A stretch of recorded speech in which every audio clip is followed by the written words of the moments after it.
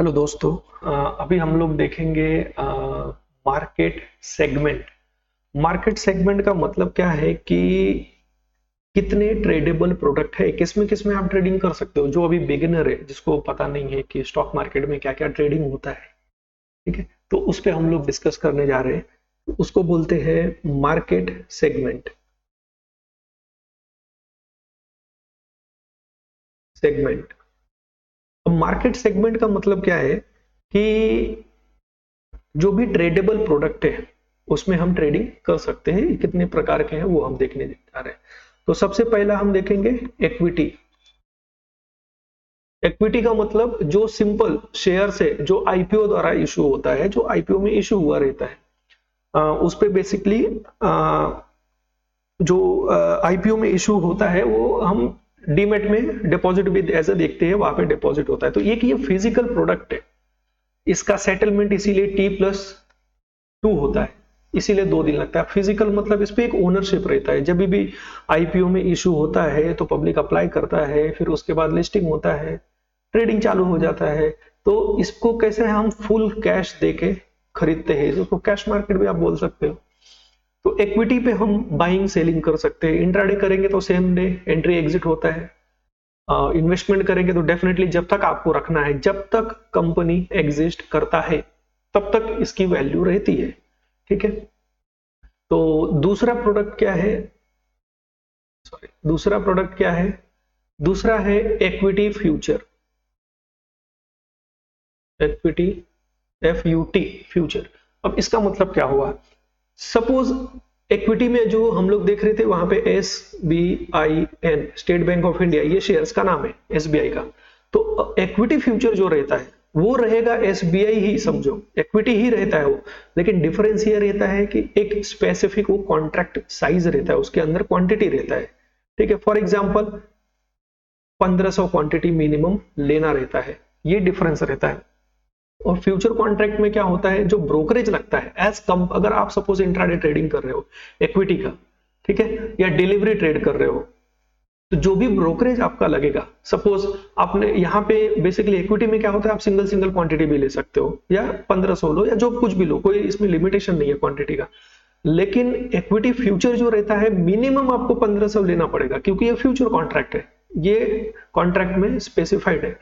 तो ये minimum limit है 1500 आपको लेना। इसके मल्टीप्लाई में आप कितना भी ले सकते हो, 3000, या मल्टीप्लाई इसका डबल 2 लॉट लेंगे तो 3000 हो जाएगा। तो अगर आप ब्रोकरेज देखोगे, शेयर्स जो नॉर्मल हम करते हैं इक्विटी ट्रेडिंग, उसका ब्रोकरेज चाहे डिलीवरी है या इंट्राडे, वो ब्रोकरेज ज्यादा रहता है as compare to equity future contract. तो कभी भी आप इक्विटी को अगर सर्च करोगे तो उसके नीचे FUT लिखा रहेगा, अगस्त, सितंबर, अक्टूबर, ऐसा मंथ लिखा रहता है, जो उसकी एक्सपायरी रहती है। और ये जो एक्सपायरी रहती है बेसिकली मंथली एक्सपायरी रहती है इस पे। और एट अ टाइम 3 कॉन्ट्रैक्ट चलते रहते हैं ये। अभी जैसे करंट मंथ अगर हम देखेंगे तो अगस्त है, ठीक है। मिड मंथ देखेंगे तो सितंबर, फार मंथ देखेंगे तो अक्टूबर। तो जो करंट चल रहा है उसको करंट मंथ, जो नेक्स्ट मंथ रहेगा उसको मिड बोलेंगे, और जो उसके नेक्स्ट वाला रहेगा उसको फार मंथ बोलेंगे। तो ये 3 अलग अलग मंथ के एट अ टाइम कॉन्ट्रैक्ट आपको मिलेंगे। जैसे मैंने बताया ब्रोकरेज भी कम होता है फ्यूचर कॉन्ट्रैक्ट में। और दूसरा एडवांटेज क्या रहता है फ्यूचर कॉन्ट्रैक्ट को ट्रेड करने का, इक्विटी में आप इंट्राडे में शॉर्ट कर सकते हो, लेकिन डिलीवरी ट्रेड या CNC हम बोले, उस पे आप शॉर्ट नहीं कर सकते, ठीक है। वो बोरोड उसमें हम नहीं कर सकते। तो बेसिकली जो शॉर्ट ट्रेडिंग रहता है वो डिलीवरी बोरोड रहता है, जो हम अलग वीडियो में डिस्कस करेंगे।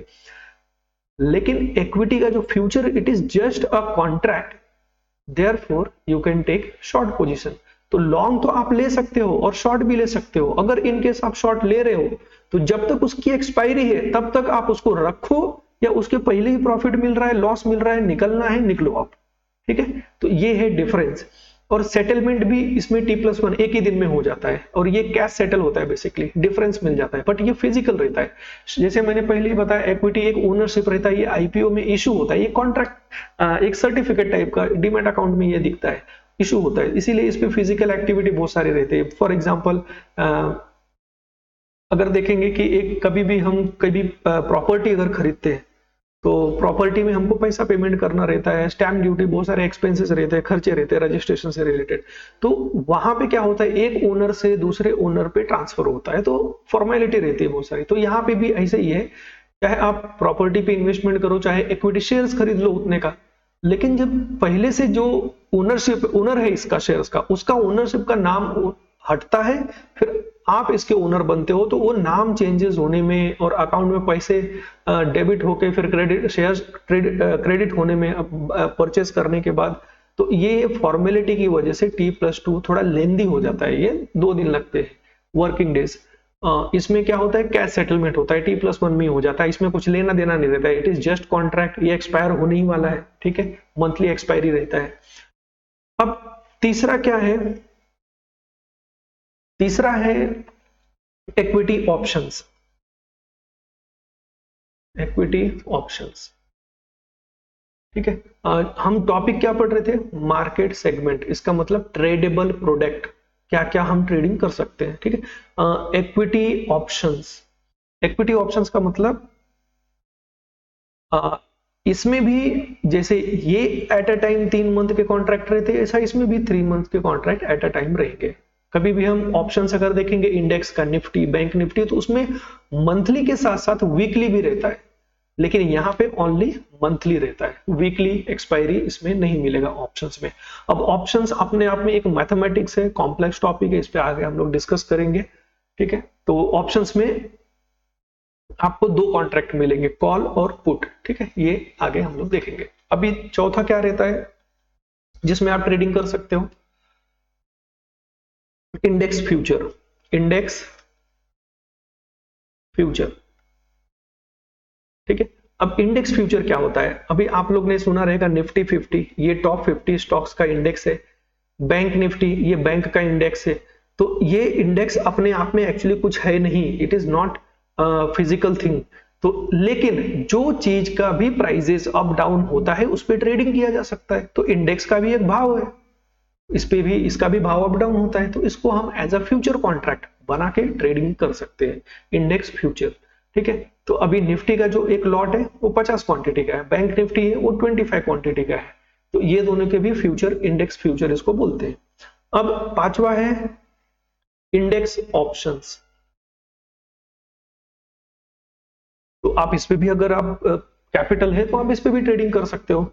अब इंडेक्स ऑप्शंस में वीकली एक्सपायरी और मंथली एक्सपायरी के कॉन्ट्रैक्ट मिलते हैं। ये जैसे शेयर्स के नाम रहते हैं वैसे इसके भी नाम रहेंगे। अभी ऑप्शंस पे कैसा है, स्ट्राइक प्राइस रहती है, स्ट्राइक प्राइस नाम डालोगे तभी आपको कॉल और पुट दिखेगा, ठीक है। तो इसमें भी कॉल और पुट रहते हैं, वीकली मंथली एक्सपायरी है, इस पे भी ट्रेडिंग कर सकते हैं। जो एक्टिवली हाईली ट्रेडेबल इंडेक्स है वो है निफ्टी 50 और बैंक निफ्टी।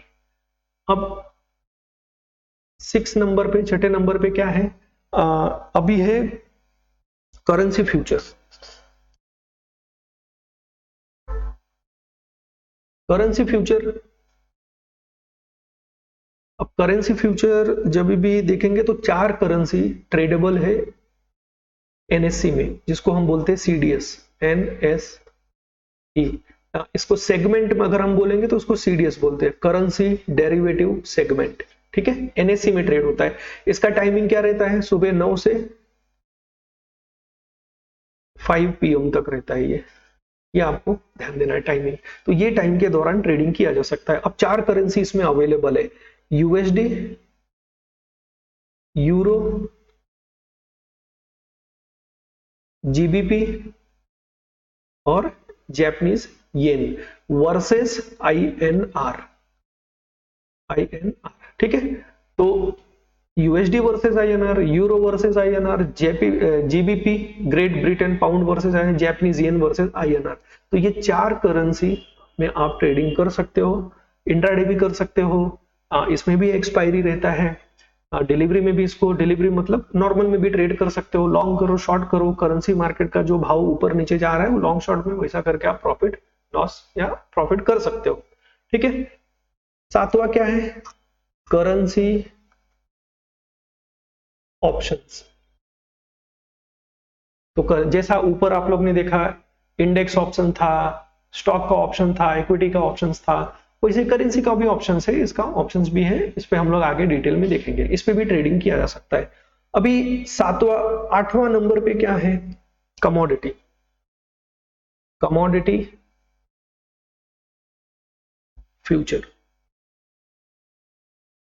अब कमोडिटी फ्यूचर मतलब ऑयल, क्रूड ऑयल हो गया, नेचुरल गैस हो गया, एल्यूमिनियम हो गया, जिंक हो गया, कॉपर हो गया, गोल्ड है, सिल्वर है, तो ये सब हाईली ट्रेडेबल प्रोडक्ट है। कमोडिटी फ्यूचर कॉन्ट्रैक्ट, ये भी बेसिकली हर कमोडिटी के एक्सपायरी अलग अलग होते हैं और इसका टाइमिंग रहता है सुबह 9 से लेके रात में 11:30 PM तक ये खुला रहता है। ठीक है, 11:30 PM तक, तो ये टाइम के दौरान आप ट्रेड कर सकते हो। ठीक है, अभी आगे चलते हैं। 9th नंबर पे क्या है, कमोडिटी ऑप्शंस। इसमें भी कॉल पुट ऑप्शंस में रहता है, आपको पता ही है। जैसे हाईली ट्रेडेबल जो ऑप्शन प्रोडक्ट है, जैसे क्रूड ऑयल है, गोल्ड है, तो वो सब के ऑप्शंस भी बनाए गए हैं, उस पर भी आप लोग ट्रेडिंग कर सकते हो। बेसिकली क्या होता है, ऑप्शंस पे कैपिटल रिक्वायरमेंट कम होता है, लेकिन वो हाईली रिस्की हो जाता है, तो इसके लिए ऑप्शन सोच समझ के करना जरूरी है, जिसपे हम आगे डिस्कस करेंगे, सीरीज लेके आएंगे। तो अभी के लिए इतना ही करते हैं। Thank you for watching video, thank you.